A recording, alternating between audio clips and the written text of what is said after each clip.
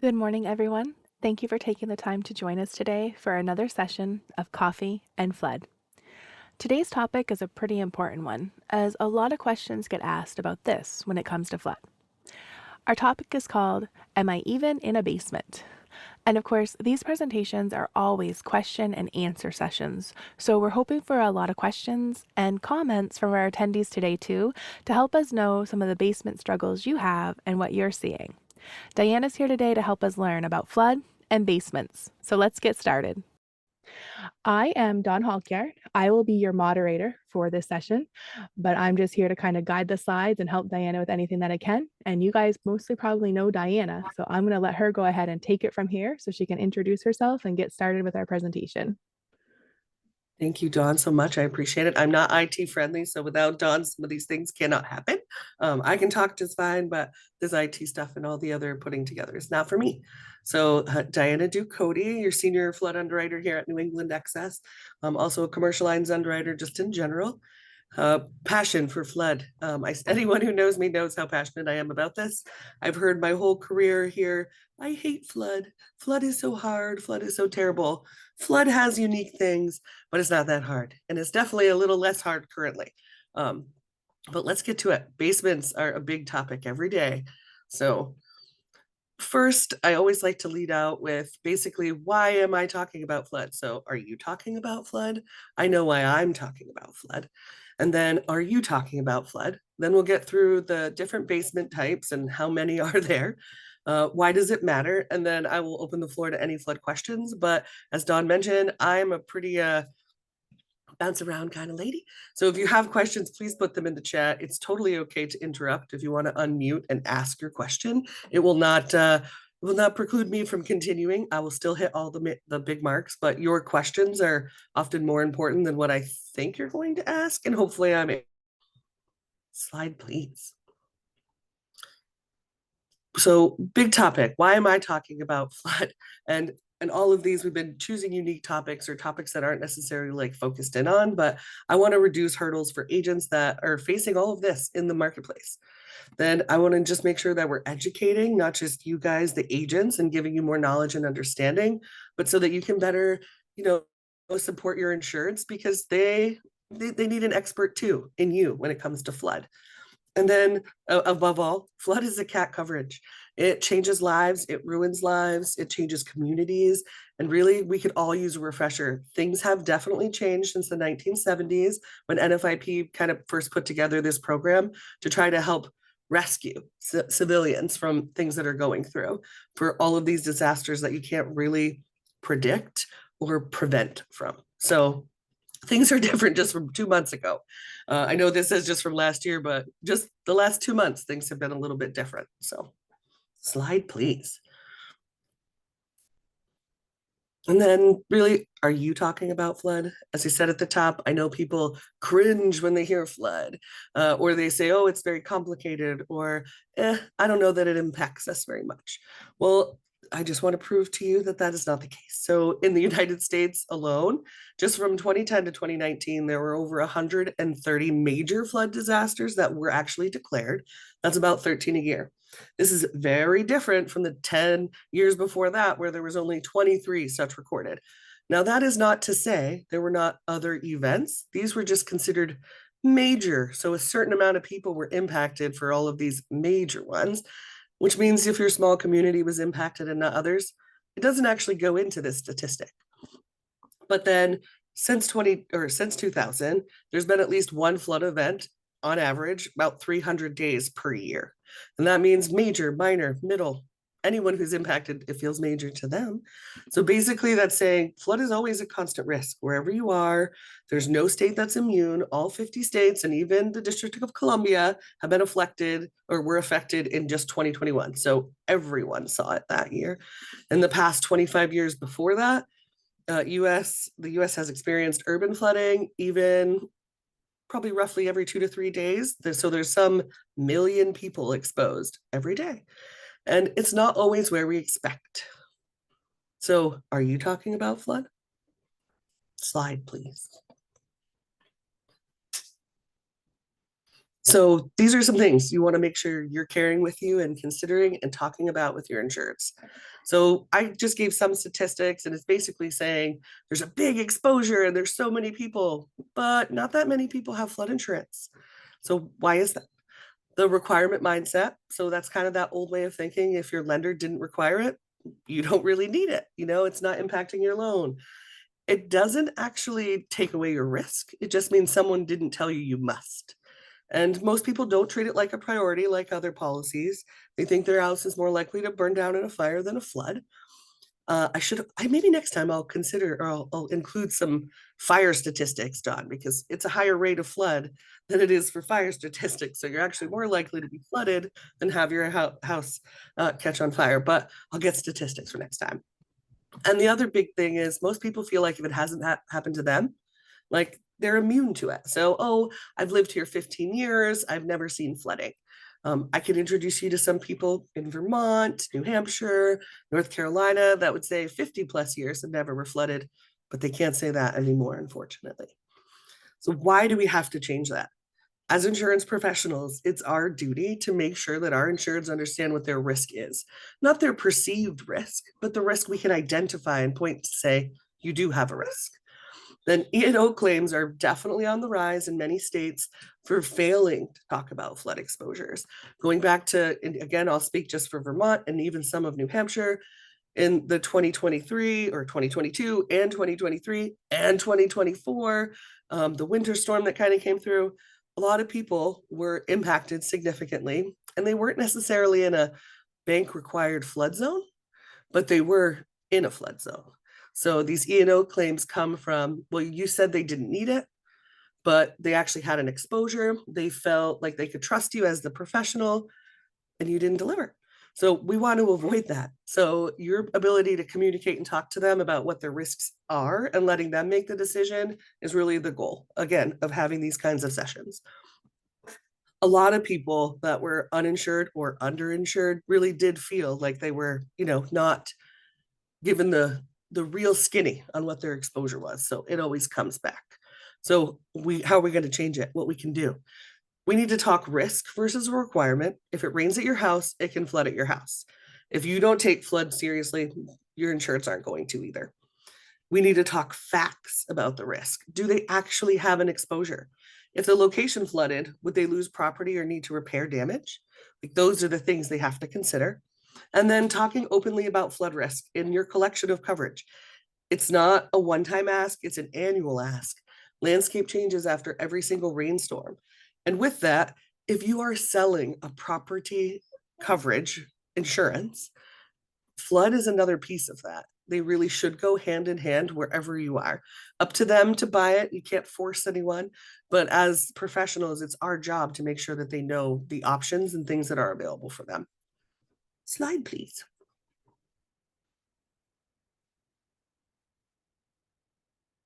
All right.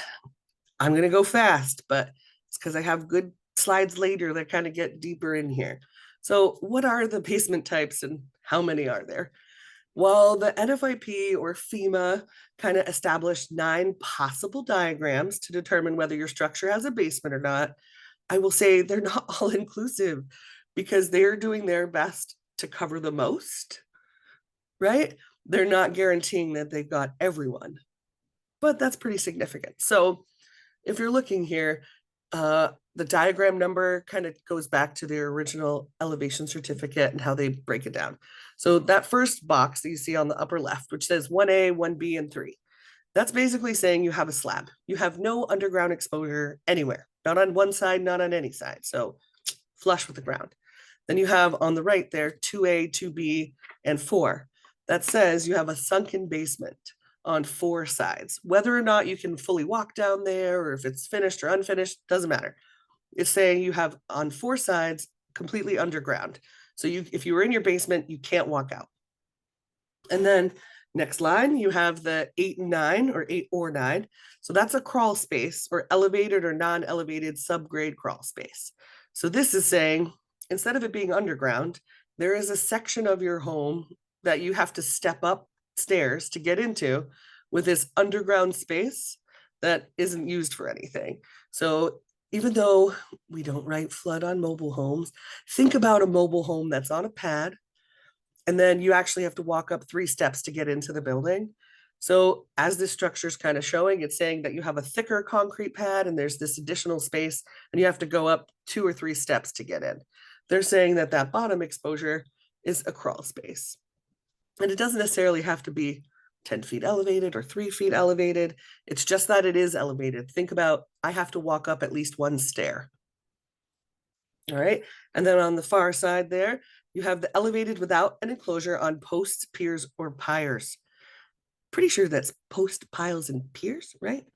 Too many P's. Number 5. So it's saying if you were on the ground, you could walk completely under this structure. The only way to get into the structure is literally to climb a ladder or a set of stairs, as you can see here. So there's nothing in there. There's no storage. There's no type of enclosure, nothing. And then you have number 7 on that last lines there. This is elevated with an enclosure, not on post, piles, or piers. So this has solid foundation walls. This is where it gets interesting. 7 is kind of a catch-all. I know for me at my house here in Vermont, it's a standard New Englander. You can walk through the front door, go down the stairs, and out the back door. So it looks just like this picture. It's considered a walkout basement.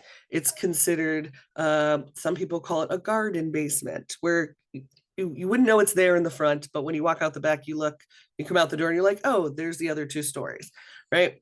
But this also catches anything that has less than 4 sides underground.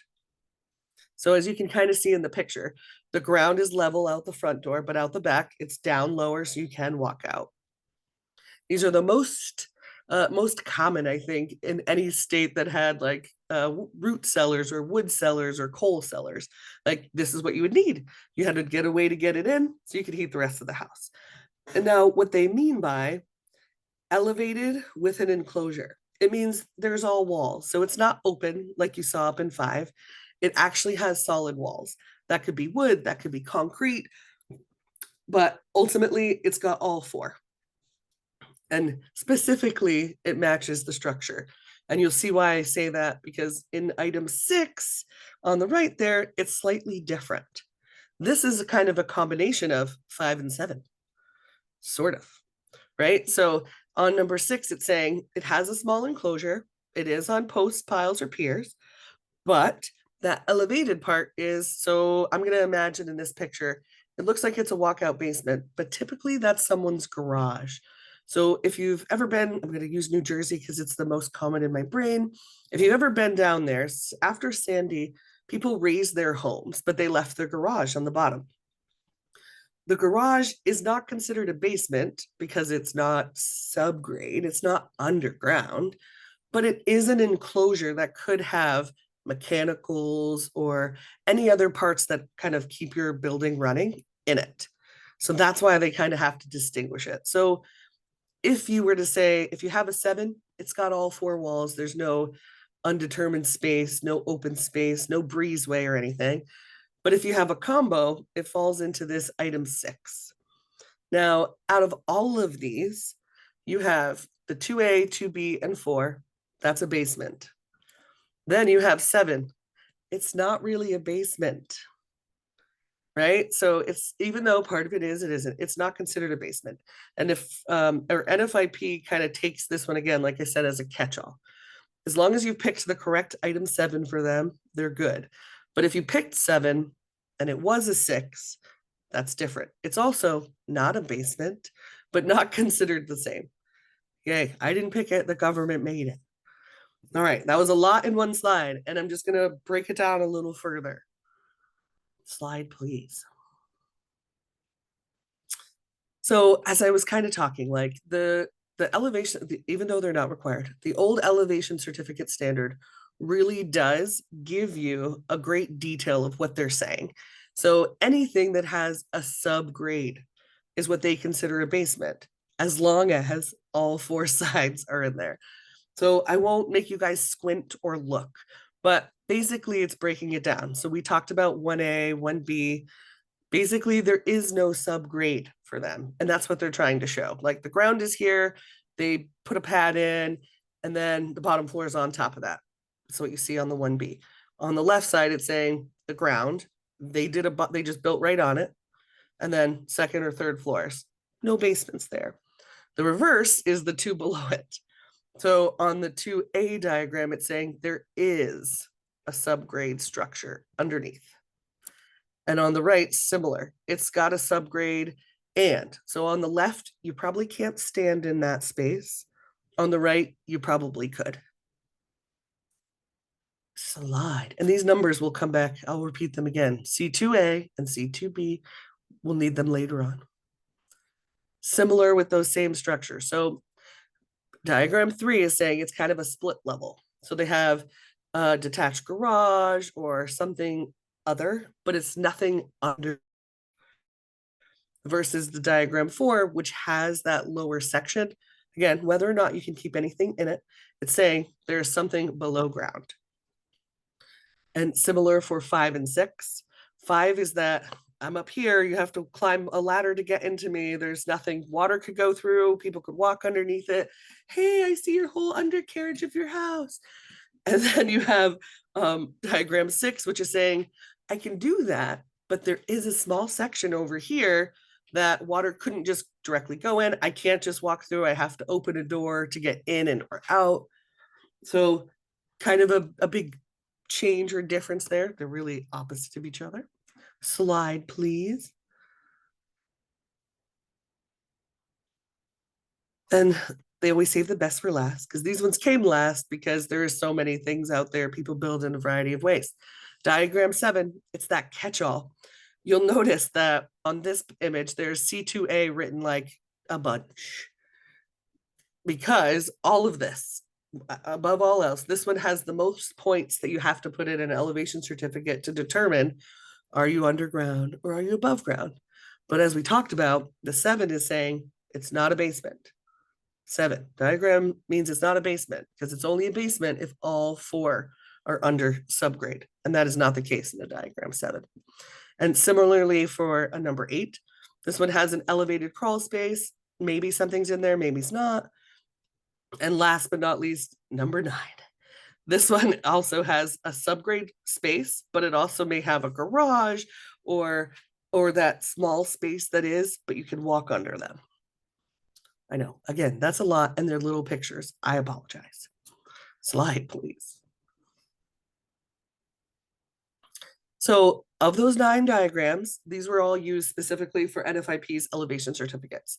And what they did was kind of use these specific points at each location to determine the overall exposure and or if you had a low point. As many of you already know, NFIP has limitations on what can be covered in a subgrade basement. Yes, your mechanicals are covered wherever they are. That's okay under building. But the limitation typically comes with contents or add-on things or other things you might have down there that are not specified in a flood policy. And that basement type basically figures into your elevation of risk and how it goes against the base flood elevation. I know I often, because I forget that I live this life all the time. So I'm like, oh, if you have an EC, just tell me these 2 numbers and I can tell you what your risk is and how negatively elevated your building is or positively elevated. And I know some people come back, they're like, Diana, you're speaking alien, break this down for me. So in my brain, it maths quickly, but on each one of those diagrams, it gives you a point for C2A, C2B, C2C, C2D, and C2E. And those numbers correlate with the elevation certificate on how to calculate how negative or not negative your building is elevated.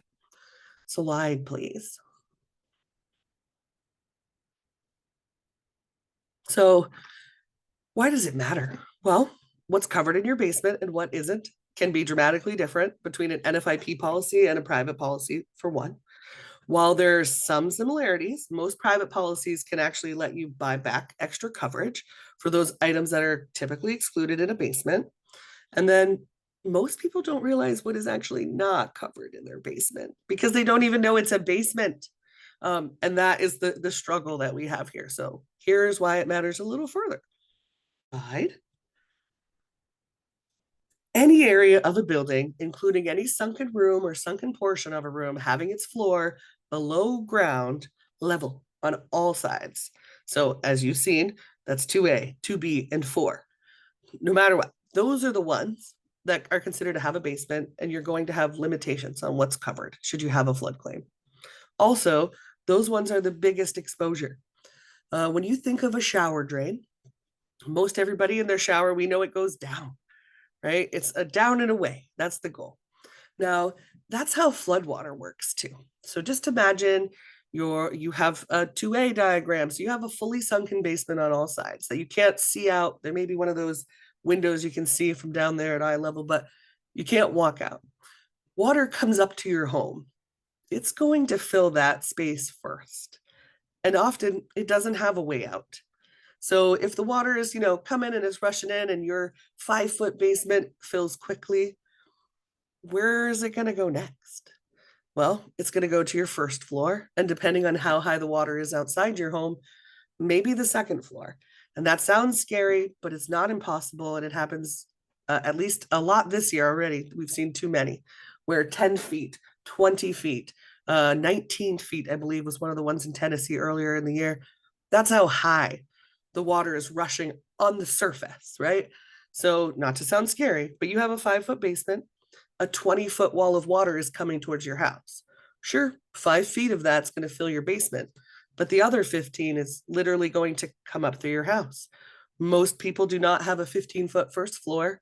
So 15 feet means your second floor is also going to see some water. Now, when you have a basement, I know for me, I had a heater in there, my water heater, I have my electrical panels, basically all the good juice that runs your building, right? The price of which ranged, I'm going to say pre-Vermont flooding 2022, pre that, it was like probably a good $30,000 worth of machine and equipment. Since then, that same stuff, and I can prove it because my literally twice, and it's happened several times in a row, it's almost $100,000 in today's world to replace that same stuff. If you only have a flood policy for $250,000, the first 100 grand is fixing your basement.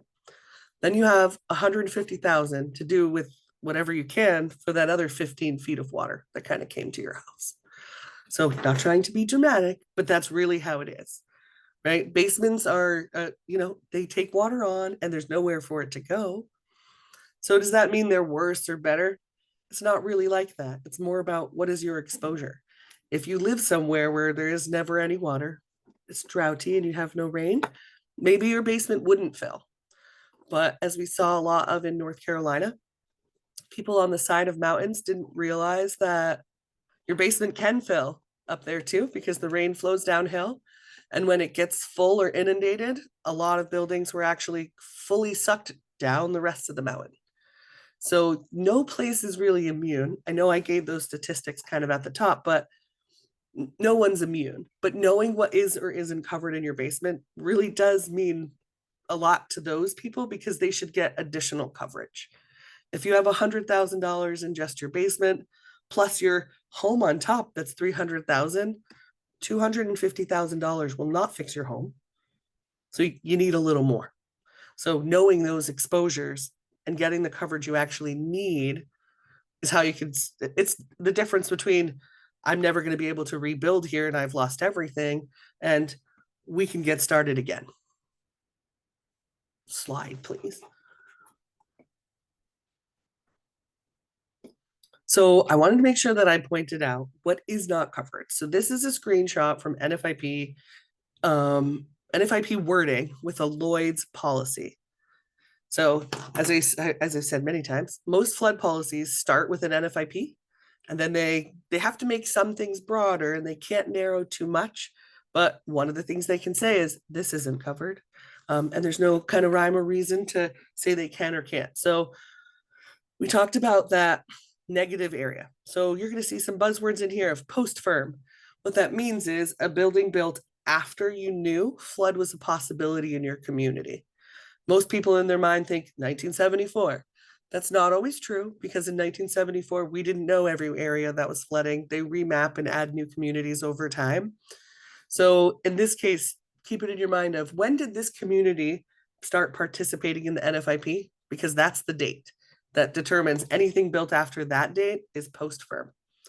Now, anything that's there and located in any of these zones, or if it has a basement like those diagrams, all of these things is going to be literally limited to these items only and nothing else. So they have to be fully installed and functioning and be able to operate with just a power source at the location. So that's your air conditioners, your cisterns and any water, the drywall for walls and ceilings, and the cost to nail it in place, not finished, not float taped, nothing. So just back up. Electrical junction and circuit breaker boxes, outlets and switches, elevators, dumbwaiters, and that kind of equipment, except if it was installed below the BFE, which we'll talk about again in a little bit, below BFE 1987. So across the United States, there is a law that required those things, if they are sub-level, to have certain extra things with them. So we weren't trapped in an elevator in the basement that was flooded. You don't want that. And then you have your fuel tanks and any fuel in them, furnaces and hot water heaters, heat pumps, insulation that's in the basement that's not flammable, and then pumps and tanks that are used in solar energy. All of these items go under building coverage. Slide, please.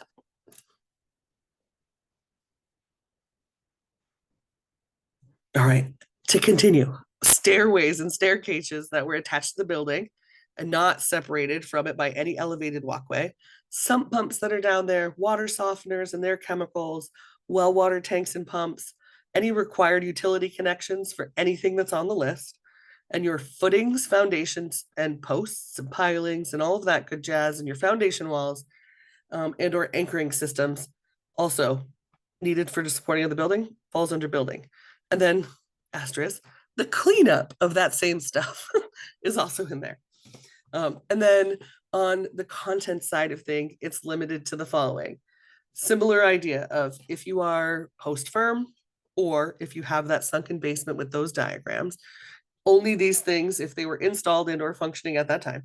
So you have your air conditioning units or portable or window type, your washer and dryer, food freezers other than walk-in types and any food in that.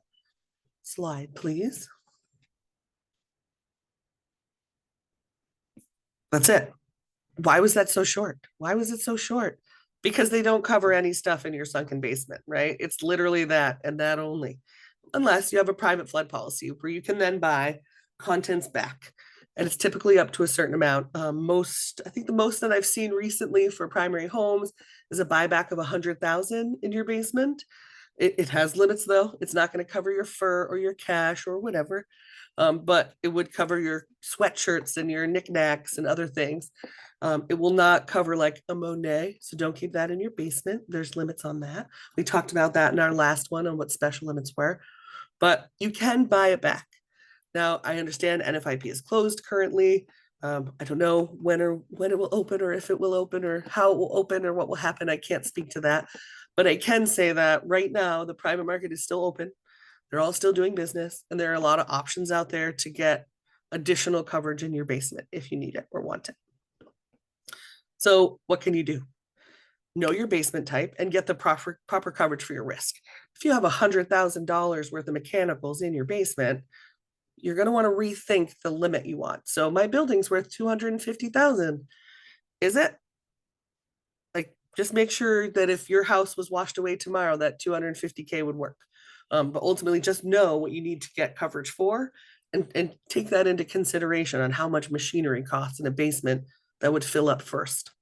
Then know your exposures. Should you really keep anything in the basement?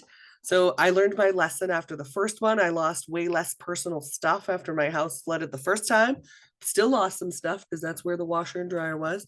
But take into consideration if I might have a risk or my basement might get wet, maybe don't keep your stuff there because it may not be covered under the policy you have. And then last but not least, protect your assets. There are ways that you can reduce your flood losses by making certain changes to your high risk exposures, like in your basement. There is basement waterproofing, elevating your outlets or mechanicals to higher up. That was a big thing in New Jersey until they forced the 15-foot rise.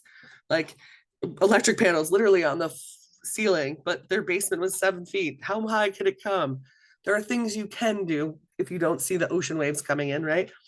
Increase your drainage or shoring up any exposures you have in unfinished basements. So I know here in Vermont, we are great at concrete blocks with big old gaps in them that we back in the day stuffed with horsehair and plaster or spray in insulation now, or even some of that older fluffy insulation like we used to do to keep our basements as best as we can, right? With all the shifting that the ice brings around here. But there are new products out there and new things you can do. And then just be aware, right? The market out here changes constantly all the time. And why do I bring these things up? So in the private market, you actually can get a credit for some of these fancy things. So definitely if you have flood vents, that's a big deal. It means if you had a basement and a flood vent, water pours out instead of going up. We like that. You took the initiative to waterproof your basement. We like that. You elevated outlets and mechanicals to different floors and move stuff. We like that. You're thinking ahead too. So private market is saying, hey, if you're going to take that initiative, we're going to help support you in that. And they give you credit on your flood policy. Is that every market? No. But I'd say half of mine easily do that if we can confirm and show and say, hey, this is what they did. Here's some photos. Here's some engineering report, depending on what you're doing. And boom, they're like, okay, 10% off. And 10% is a lot right now in any market, but definitely in the flood market. It's a lot. That was a lot. Any questions, concerns, worries?